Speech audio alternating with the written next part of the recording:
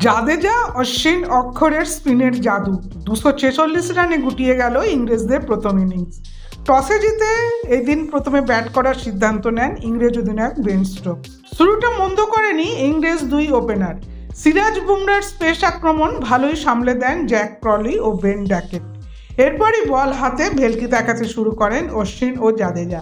তাদের সফলভাবে সঙ্গত দেন অপর স্পিনার অক্ষর প্যাটেল। জাদেজা ও অশ্বিন 3টি করে উইকেট তুলে নেন, 2টি উইকেট পান অক্ষর। বাকি 2টি উইকেট যায় বুমরার ঝুড়িতে।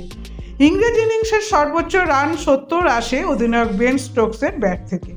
দিনের শেষে ভারতের স্কোর 1 উইকেটে 119। অনবদ্য ব্যাট করেন ভারতের তরুণ ওপেনার যশস্বী জয়সওয়াল। 76 রানে অপরাজিত থাকেন তিনি। 14 রানে অপরাজিত গিল। 24 রান করে আউট হন ভারত অধিনায়ক রোহিত শর্মা। আপাতত ইংল্যান্ডের ব্যাট বলকে বুড়ো আঙুল দেখাতে সক্ষম মেন ইন ব্লু, সে কথা বলাই যায়। ব্যুরো রিপোর্ট, সূত্রকার সংবাদ।